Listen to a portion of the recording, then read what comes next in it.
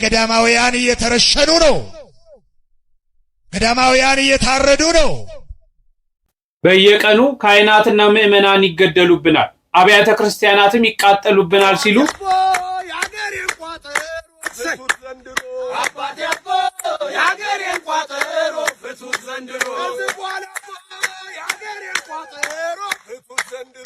ክርስቲያንን እንብላሽ እንዋጥሽ የሚሉ በስተዋል ሲሉ ቅዱስ ፓትርያርኩ ተናግረዋል።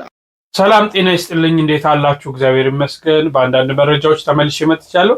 እንግዲህ ዛሬ ጥቅምት 4 ነው። ነገ ጥቅምት 5 የአቡነ ገብረ መንፈስ ቅዱስ በዓላቸው ይከበራል። ዝቋላ እንግዲህ በየዓመቱ ታስታውሳላችሁ፣ አባቶቻችን ይሰዋሉ፣ ሰማዕታት ይሆናሉ። እንግዲህ ምዕመናኑ ወደ ዝቋላ ተጉዟል። ምን ተከሰተ፣ ምን ተፈጠረ በዛ የሚለውን እንመለከታለን። ሌሎችን በዓሉም ለምን እንደሚከበር በስፋት እናያለን። እስከ መርሐ ግብሩ ፍጻሜ አብራችሁን ቆዩ። ይህን ቪዲዮ ላይክ በማድረግ ቤቱንም ሰብስክራይብ በማድረግ ጀምሩ እያልኩኝ እንግዲህ ከአንድ መረጃ ላስቀድምላችሁ። 44ኛው የሰበካ መንፈሳዊ ጉባኤ በዛሬው ዕለት ተጀምሯልና በዚህም የተጀመረው የብፁዕ ቅዱስ ፓትርያርኩ የመክፈቻ ንግግር ተደርጎ ነው። ቅዱስነታቸው ያስተላለፉትን መልእክት ላስቀኛችሁ። ክርስቲያንን እንብላሽ እንዋጥሽ የሚሉ በስተዋል ሲሉ ቅዱስ ፓትርያርኩ ተናግረዋል። 44ኛ አጠቃላይ ጉባኤ በብፁዕ ቅዱስ አቡነ ማትያስ ፓትርያርክ ጸሎተ በረከት የተከፈተ ሲሆን ቅዱስነታቸው ባስተላለፉት የጉባኤ የመክፈቻ ቃለ በረከት የቤተክርስቲያን አሁናዊ ገጽታ ምን እንደሚመስል ገልጸዋል። ቅዱስነታቸው ቤተክርስቲያናችን የትላንትናው የሀገር ድልድይነት፣ የታሪክ ሰናጅነት እንዲሁም በጎ ስራውን የዘነጉ እንብላሽ እንዋጥሽ የሚሉ በስተዋል ሲሉ ተናግረዋል። ይሁንና ይላሉ ቅዱስነታቸው ጥበብ የሆነ ጌታ በጥበብ እንድንኖር አዞናል። ያልተገባ ዋጋ ከመክፈል ተቆጥበን የእግዚአብሔር አገልግሎትና የቤተ ክርስቲያን ተልእኮ ጥበብን በመከወን በጥበብ መሻገርና ማሻገር ይኖርብናል ብለዋል። በመጨረሻም ቅዱስነታቸው 44ኛ የመንበረ ፓትርያርክ አጠቃላይ ሰበካ መንፈሳዊ ጉባኤ መከፈቱን አብስረዋል። በየቀኑ ካህናትና ምእመናን ይገደሉብናል፣ አብያተ ክርስቲያናትም ይቃጠሉብናል ሲሉ ቅዱስ ፓትርያርኩ መልእክት አስተላለፉ። ብፁዕ ቅዱስ አቡነ ማትያስ 44ኛውን የሰበካ ጉባኤ ላይ የመክፈቻ መልእክት ያስተላለፉ ሲሆን በመልእክታቸውም ቤተክርስቲያናችን ከነባሩና ረጅም ዘመን ካስቆጠረው ሰፊ ማዕዷ እያበላቻቸው ያለች መሆኗን ዘንግተው እንብላሽ እንዋጥሽ የሚሏት ወገኖች በዝተዋል። በእነኝና በሌሎች ምክንያቶችም አባቶች እንደ ልብ ተንቀሳቅሰው መስራት የማይችሉባቸው አጋጣሚዎችም እየተፈጠሩ ነው። የወለጋውን ችግር ለዚህ በዋናነት ተጠቃሽ ነው ሲሉ ቅዱስ ፓትርያርኩ መልእክት ያስተላለፉ ሲሆን አክለውም ታዲያ እነዚህ ፈተናዎችን ለማለፍ ጥበብ ያስፈልጋል። ነገር ግን ጥበብን መከተል ማለት ዝም ብሎ ማለፍ ወይም ደግሞ አይቶ እንዳላዩ ሆኖ መኖር ማለት አይደለም። በጥበብ መመላለስ ማለት ከሁሉም በፊት ችግሮችና የችግሮችን መንስኤዎች በአግባቡ መረዳትና መለየት መቻል ነው። ከዚያም ራስን ለከፋ አደጋ በማያጋልጥ መልኩ የተለያዩ ስልቶችን በመጠቀም መሸጋገር መቻል ነው ያሉ ሲሆን በዚህ ዘመን እንዲህ ያለ ጥበብ መጠቀም የግድ ያስፈልጋል ሲሉ ብፁዕ ቅዱስ አቡነ ማትያስ ገልጸዋል። ቤተክርስቲያናችን እየተፈተነች ያለችው ከውጭ ብቻ ሳይሆን ከውስጥም ጭምር እንደሆነ መካድ የለብንም። ንጽሕትና ቅድስት ቤተክርስቲያናችን ስር የሰደደ የቅድስና ሕይወት በፈሪሃ እግዚአብሔር የተቃኘ ስነ ምግባር ያላት ቤተክርስቲያን ናት ሲሉ ብፁዕ ቅዱስ አቡነ ማትያስ በዛሬው ዕለት የተናገሩ ሲሆን ቅዱስነታቸው በአሁኑ ጊዜ እነዚህ ሁሉ ቦታቸውን እየለቀቁ ያሉ መስለዋል። ቤተክርስቲያን በረጅሙ ታሪኳ ሲያስተምሩም ሆነ ሲማሩ፣ ሲመንኑም ሆነ ሲመነኩሱ፣ ሲቀድሱም ሆነ ሲያስቀድሱ ያለምንም ደሞዝ በራሳቸው አቅም በግብርና እየተዳደሩ ቤተክርስቲያንን በጥሩ ስብዕና በንጽህናና በቅድስና ጠብቀው ያስረከቡ እልፍ አእላፍ አበው እንዳልነበራት ዛሬ የተሻለ ኑሮና ደሞዝ እያገኘን እግዚአብሔርን እንደ ቀኖናው በጥንቃቄ ማገልገል አቅቶናል። ምዕመናንም በዚህ ምክንያት እየተሰናከሉ እንደሆነ እያስተዋልን ነው። ሚዲያውም ስህተቶችን ወደ ውጭ በማውጣት ሰድቦ ለሰዳብ እየዳረገን ነው። ይህ ሊሆን የቻለው የቤተ ክርስቲያን ሀብትና ንብረት በአግባቡ በመያዝ ለታመነለት ዓላማ መዋል አለመቻላችን ነው ሲሉ ቅዱስ ፓትርያርኩ እነዚህን መልእክቶች አስተላልፏል። ይህ ችግር ባለበት ከቀጠለ ሌላ ጦስ ይዞብን እንዳይመጣ ሁነኛ ለከት ማኖር የግድ ይሆናል። ዓመታዊ ዓለም አቀፍ የኢትዮጵያ ኦርቶዶክስ ተዋሕዶ ቤተክርስቲያን አጠቃላይ ሰበካ መንፈሳዊ ጉባኤ በዛሬው ዕለት በጸሎተ ወንጌል የተከፈተ መሆኑን በእግዚአብሔር ስም እናበስራለን ሲሉ ይህንን ጉባኤ በመክፈቻ ንግግራቸው ብፁዕ ወቅዱስ አቡነ ማትያስ ቀዳማዊ ፓትርያርክ መልእክት አስተላልፈዋል ማለት ነው። የቅዱስ አባታችን ቡራኬያቸው ለሁላችንም ይድረሰን።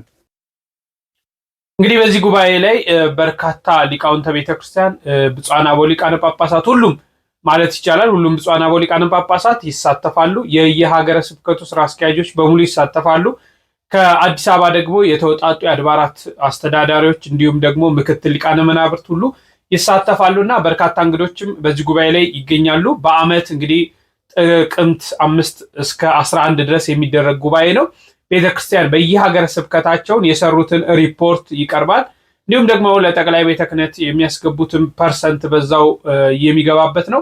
በዚህ ላይ እንግዲህ ቅዱስ ፓትርያርኩ ሰፋ ያሉ መልእክቶችን አስተላልፈዋል። እንግዲህ ስለ ቤተክርስቲያን የምናስብበት፣ ስለ ቤተክርስቲያን የምንወያይበት፣ ችግሮቿን ነቅሰን አውጥተን መፍትሄ የምንሰጥበት ጉባኤ መሆን እንዳለበት ሲሉ ጠቅሰዋል እና ስለ ቤተክርስቲያናችን ብቻ ማሰብ አለብን የሚሉ መልእክቶችን ቅዱስ ፓትርያርኩ አስተላልፈዋል። ከዛ በኋላ እንግዲህ በተለያዩ ንግግሮች ተጀምሯል ማለት ነው። የየሀገረ ስብከቶቹም ሪፖርት እየተደመጠ ነው። በዚህ ላይ እንግዲህ ሰፊ ውይይት ይደረግና ያሉ ከፍተኛ ችግሮች ደግሞ በጥቅምት 12 በሚጀመረው የቅዱስ ሲኖዶስ ስብሰባ ላይ በዛ ታይተው ደግሞ መፍትሄ እንዲሰጣቸው ይደረጋል።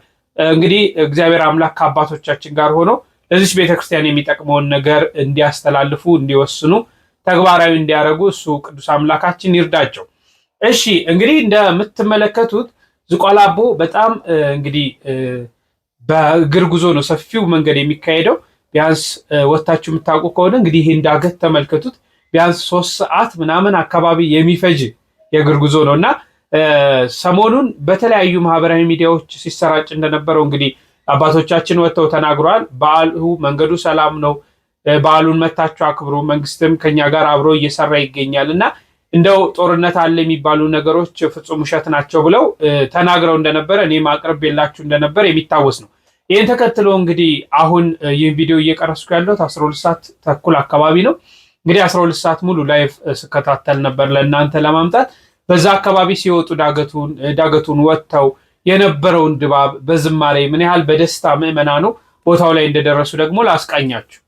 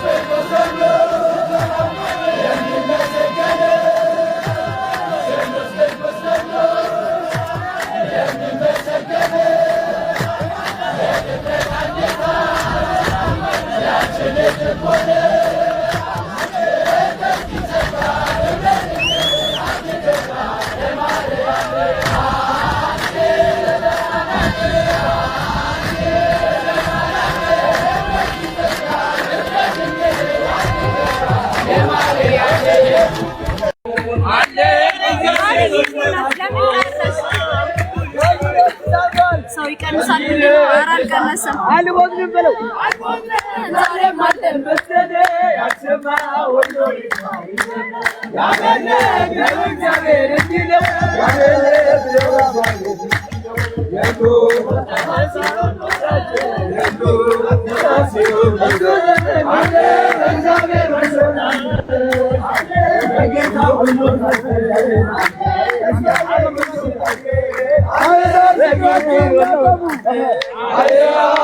ዝቋላ ብዙ ዘመን ነበር ይወስናል አይቆጥረም ዛሬ ማለን በተነ አይቆጥረም ዛሬ ማለን በተነ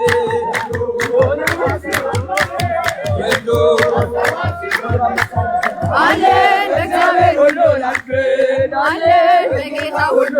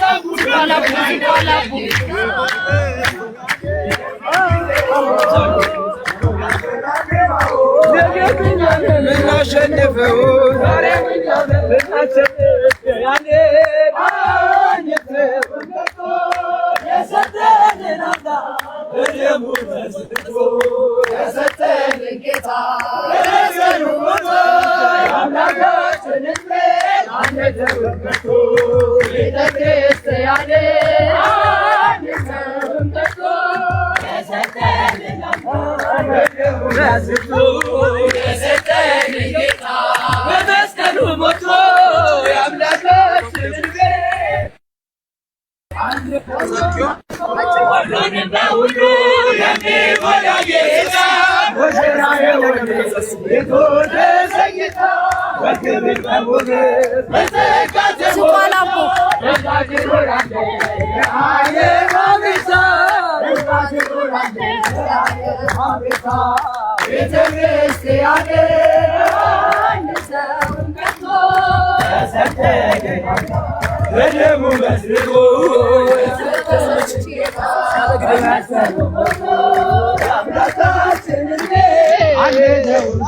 የተከታተላችሁት ነው። በእውነት ቤተክርስቲያንን ከቶ አንተዋትም፣ ለጠላቶች ያሳልፈን አንሰጥም።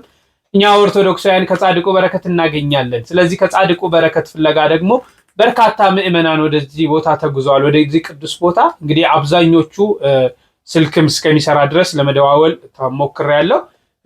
አብዛኞቹ በሰላም ደርሰዋል። ምንም አይነት ችግር የለም።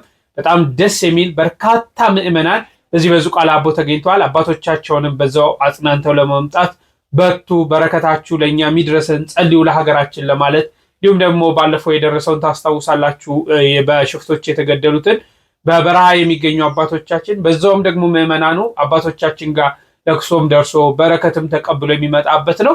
አባቶቻችን ነገም ለማጽናናት አይዟችሁ እኛ ሁሌ ከእናንተ ጎን ነን ለማለትም መራግሮች እንደተዘጋጁ ለማወቅ ችያለሁና ይህንን ደግሞ በነገው ዕለት ያለውን ተከታትዬ አቀርብላችኋለሁ። እንግዲህ በዓሉ ለምንድን ነው የሚከበረው የሚለውን ከማየታችን በፊት ብፁዕ አቡነ ናትናኤል በአንድ ወቅት ያስተላለፉትን መልእክት ላስቃኛችሁ። ገዳማውያን እየተረሸኑ ነው። ገዳማውያን እየታረዱ ነው። የአብነት ተማሪዎች እየተረሸኑ ነው። ገዳማት እየተዘጉ ነው። ይሄ ሩቅ አይደለ። ሀገር እግዚአብሔር ተብላ ሲነገርላት የኖረች ሕዝብ እግዚአብሔር ተብሎ ሲነገርልን የኖርን 24 ሰዓት እግዚአብሔር የሚመሰገንባት 24 ሰዓት ስብሐተ እግዚአብሔር የማይቋረጥባት ሀገራችን ኢትዮጵያ ዛሬ የደም መሬት እየሆነች ነው። 24 ሰዓት የእግዚአብሔር ምስጋና የማይቋረጥባቸው ገዳሞቻችን ዛሬ መከራ ላይ ነው ያሉት፣ ስቃይ ላይ ነው ያሉት። ክርስትና ዛሬ እየተሰደደች ነው፣ የደም ዋጋ እየከፈለች ነው። ሃይማኖታችሁን አስቡ። ዘላለም አንኖርም። ጨክኑ ክርስቲያኖች፣ ጽኑ በሃይማኖታችሁ። ሃይማኖታችሁን ጠብቁ፣ ክርስትናችሁን ጠብቁ። ታሪካችሁን ለልጆቻችሁ ንገሩ። ሃይማኖታችሁን ለልጆቻችሁ አስተምሩ። አስተምሯቸው፣ ንገሯቸው። ሺህ ዘመን አንኖርም፣ ለዘላለምም በዚህ ምድር ላይ አንቀርም። እንሄዳለን ሁላችንም። እውነትን ይዘን ብንሄድ ይሻለናል። እውነትን ይዘን ብንጓዝ ይሻለናል። ሃይማኖታችንን ጠብቀን ብንጓዝ ይሻለናል። የብፁዕ አባታችን ቡራኪያቸው ይድረሰን። እንግዲህ ይህ እንግልት፣ ይህንን መገደል፣ ይህንን መከራ ደግሞ እንግዲህ አሁን በተሰበሰባችሁት በሰበካ ጉባኤው በቅዱስ ሲኖዶስን በደንብ አይታችሁ አጽንኦት ሰጥታችሁ ከሚመለከተው አካል ጋር ተነጋግራችሁ ይህንን ለአንዴና ለመጨረሻ ጊዜ እንድታስቆሙልን ደግሞ ብፁዓን አባቶቻችንን በልጅነት አንደበት እንጠይቃለን። እሺ፣ ጥቅምት 5 የሚከበረው በዓል ለምንድን ነው? አንድ ክርስቲያን ጥቅምት 5 የሚከበረውን የአባታችን የአቡነ ገብረ መንፈስ ቅዱስ ዓመታዊ ክብረ በዓል ለምን እንደሚከበር ማወቅና መረዳት አለበት። በስመ አብ ወወልድ ወመንፈስ ቅዱስ አሃዱ አምላክ አሚን። እናንተ የሰው ልጆች ልባችሁ እስከ መቼ ድረስ ታከብዳላችሁ? እግዚአብሔር በጻድቁ እንደተገለጠ እወቁ። መዝሙር 4 ከቁጥር 2። እንግዲህ እግዚአብሔር በጻድቅ ላይ እየተገለጠ ብዙ ሥራ፣ ብዙ ተአምራትን፣ ብዙ ድንቅ ስራዎችን ይሰራል። አባታችን ገብረ መንፈስ ቅዱስ ከልጅነታቸው ጀምረው ክርስቶስን አምነው የክርስቶስን ወንጌል እያስተማሩ ለዘመናት የኖሩ ድንቅ አባት ናቸው። ድንቅ ገቢረ ተአምራት እየሰሩ የኖሩ አናብርትና አናብስትን የታዘዙላቸው፣ ስለ ሀገራችን ኢትዮጵያ በመጸለይ የተጉ፣ ወንጌልን ለፍጥረት በመስበክና በማስተማር ኑረው መጋቢት 5 ያረፉ ድንቅ አባት ናቸው። በቤተ ክርስቲያናችን ሥርዓት መጋቢት 5 ታላቁን የአብይ ጾም ስለሚጾም በፍትሐ ነገሥት አንቀጽ 15 ላይ በአብይ ጾም ደስታ ተድላ አይኑር ስለሚል ጥቅምት 5 የዕረፍታቸው መታሰቢያ ተከብሮ እንዲውል የቤተ ክርስቲያን ሊቃውንት አባቶች ወስነው ተከብሮ ይውላል ማለት ነው። እንግዲህ የአባታችን የገብረ መንፈስ ቅዱስ በረከታቸውና ረዴታቸው በእኛ ላይ ይደርብን። ወስብሐት ለእግዚአብሔር። ጥቅምት 5 አባታችን አቡነ ገብረ መንፈስ ቅዱስ ለምን ይከበራሉ? ኦርቶዶክሳውያን አካውንቴ ሪፖርት እየተደረገ ስለሆነ በተቻላችሁ መጠን ሼር ኮፒ ሊንክ አድርጉልኝ። ይሄም አስተማሪ ቪዲዮ ደግሞ ብዙ ኦርቶዶክሳውያን ጋር እንዲደርስ ሼር ኮፒ ሊንክ አድርጉት። አባታችን አቡነ ገብረ መንፈስ ቅዱስ እንደ ቅዱስ ጳውሎስ ብርሃን ዓለም የሆኑ እንደ ቅዱስ እስጢፋኖስ ጸጋና ክብርን የተሞሉ ኮከበ ገዳም መናኔ ዓለም ምድራዊ መልአክ ስማቸው ሊቀ መልአኩ ቅዱስ ገብርኤል ያወጣላቸው በአክናፈ መባረቅት ተጭነው የሚጓዙ 60 አናብስትና 60 አናብርት የሚገዙላቸው የተገዙላቸው ታላቅና ቅዱስ አባት ናቸው። አባታችን አቡነ ገብረ መንፈስ ቅዱስ የተወለዱት በግብጽ ኒኢሳ ሲሆን አባታቸው ስምዖን እናታቸው አቅሌሴ ይባላሉ። በዚህ ምድር አጠቃላይ ለ562 ዓመት የኖሩ ሲሆን ለ100 ዓመትም ለኢትዮጵያ ምድር ተዘግዝቀው ጸልየዋል። ጻድቁ አባታችን እንደ ሰማዕታት ከካዲዎች እጅ መከራን የተቀበሉ ሲሆን እንደ ባህታውያን ደግሞ ሰው ሳያቸው በብሕትውና ብዙ ዓመት ኖረዋል። አባታችን ለመጀመሪያ ጊዜ ወደ ኢትዮጵያ ሲመጡ ያረፉበት ምድረ ከብድ ሲሆን ቀጥሎም ወደ ዝቋላ ሄደው ለ100 ዓመት ለኢትዮጵያ ጸልየዋል። ወደ ምድረ ከብድ ተመልሰውም ለ7 ዓመት ጸልየዋል። ጥቅምት 5ም የሚከበረው ክብረ በዓላቸው የዕረፍታቸው መታሰቢያ ሲሆን እሳቸው ያረፉት መጋቢት 5 ቢሆንም የሚውለው ግን በአብይ ጾም ውስጥ ስለሆነ ወደ ጥቅምት 5 ተዘዋውሮ እንዲከበር ሥርዓተ ቤተክርስቲያን ተሰርቷል። ጌታችንም እጅግ ታላቅ የሆነ ቃል ኪዳን የሰጣቸው ሲሆን በስምህ ከለመኑኝና ጸሎት ካደረጉ ከተማጸኑኝና ስጌና ደሜን ከበሉ በቃል ኪዳን አምነው መታሰቢያን ቢያደርጉ እምራቸዋለሁ ብሎ ቃል ኪዳን ገብቶላቸዋል። ከአባታችን ቃል ኪዳን ረድኤት በረከት ምልጃና ጸሎት እግዚአብሔር አምላካችን ይክፈልን። እንኳን ለጻድቁ ርዕሰ ባህታውያን አቡነ ገብረ መንፈስ ቅዱስ ዓመተ ክብር በሰላም አደረሳችሁ። ጥቅምት 5 ቀን ተውላጠ ተስካረ ሞታቸው ይባላል። በኢትዮጵያ ቤተክርስቲያን የጥቅምት ወር 2 የተውላጥ በዓላት ይከበራሉ። አንዱ የመድኃኔዓለም ጥንተ ስቅለቱ መጋቢት 27 ሲሆን በአብይ ጾም ለማክበር እንደ ልብ ለማክበር ምቹ ስላልሆነ የሱባኤ ወቅት ስለሆነ በደንብ በምስጋና ለማክበር እንዲመች ወደ ጥቅምት 27 ዞሯል። ልክ እንደዚህ የገብረ መንፈስ ቅዱስም መጋቢት 5 ቀን ነበር ያረፉት። ነገር ግን ወደ ጥቅምት ተዛውሮ ተውላጠ ተስካረ ሞታቸው ይከበራል። መጋቢት 27 አይከበርም ማለት አይደለም። መጋቢት 5 ቀን በዚህ ጊዜ እንደ ልብ ለማገልገል በሚመች በሱባኤ ባልደቀቀ ሰውነት ከበሮ እየመቱ ካህናቱ በማህሌተ ያሬድ በደስታ እንዲያከብሩት ተውላጥ ተደርጎ በዚህ ይከበራል። ገብረ መንፈስ ቅዱስ ታላቁ አባታችን ዕረፍታቸው ግን መጋቢት 5 ነው። ክቡር ሞቱ ለጻድቅ በቅድመ እግዚአብሔር ይለናል ዳዊት። ስለዚህ ሲናገር እግዚኦ አነ ገብርከ ወልደ አመትከ፣ የጻድቅ ሞት በእግዚአብሔር ዘንድ የከበረ ነው ይላል። ዛሬ በምድረ ከብድ መካነ ዕረፍታቸው ያረፉበት ስፍራ ላይ ታላቅ ጸሎት ይደረጋል። ሁል ጊዜ መካነ ዕረፍታቸው ላይ በሚደረገው ልዩ ጸሎት የአቡነ ገብረ መንፈስ ቅዱስ በረከት ለትውልዱ ይደርሳል። ታዲያ እኚህ አቡነ ገብረ መንፈስ ቅዱስ 562 ዓመት በቅድስና ኖረዋል። ከፀሐይ በላይ ከፍ ብለው 7 ዓመት ጸልየዋል። በታላቁ ባህር ውስጥ ገብተው ረጅም ዓመት ጸልየዋል። እጅግ ታላቅ አባት ናቸው።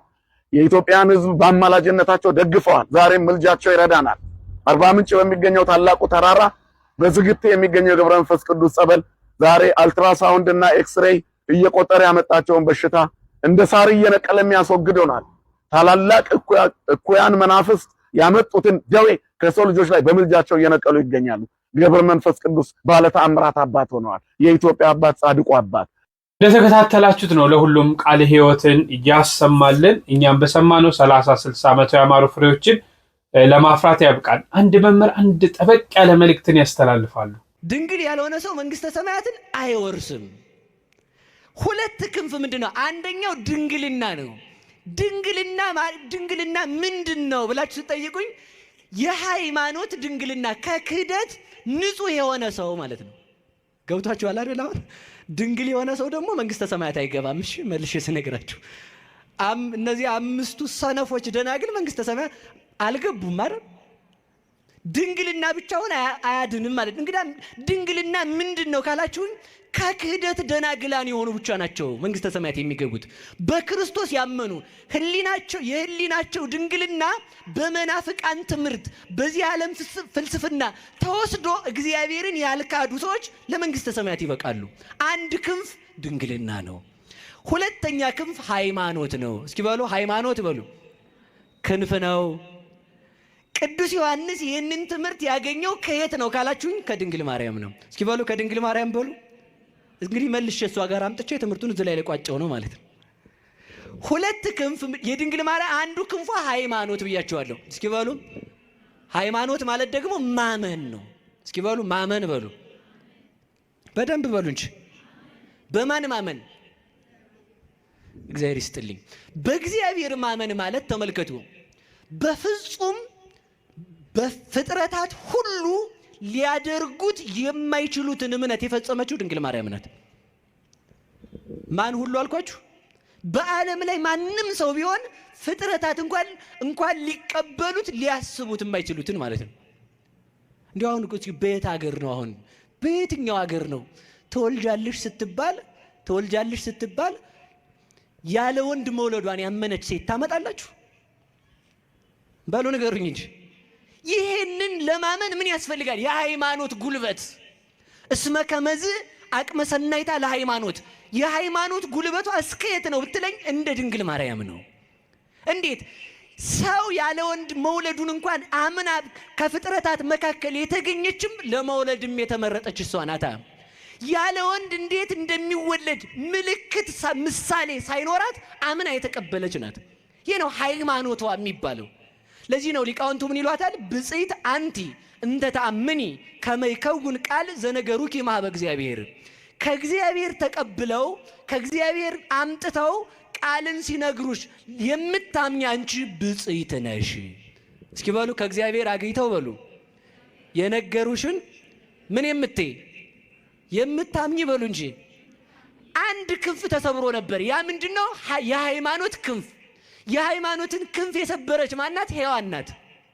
ሔዋን በቅጠል ተጠራጥራ በቅጠል እንኳን እግዚአብሔርን ማመን ሲያቅታት ያንን ተመልከቱ። ቅጠልን በመብላት እግዚአብሔርን የካደችውን ሔዋንን ተመልከቱ። እግዚአብሔርን ያለ ዘር ተወልጃለሽ ተብላ በሃይማኖት ምን ሆነቻት? ክንፍ ሆነቻት ማለት ነው። ሔዋን ህሊናዋ በመውረዱ ወደ ታች አወረደችን። ድንግል ማርያም ህሊናዋ ከፍ በማለቱ ወደ ሰማይ አወጣችንም። ለዚህ ነው ሊቃውንቱ ምን ይላሉ? ሃይማኖት ክር ነው ይላሉ። እስኪ በሉ ሃይማኖት በሉ ይላሉ። እስኪ በሉ ሃይማኖት በሉ። ክር ነው። ሃይማኖት ክር ሲሆን ትህትና ደግሞ ዘይት ነው። እስኪ በሉ ትህትና በሉ ዘይት። እሳት ለመንደድ ምን ያስፈልገዋል? ንገሩኝ እንጂ ምን ያስፈልገዋል? እሳት ለመንደድ ምን ያስፈልገዋል?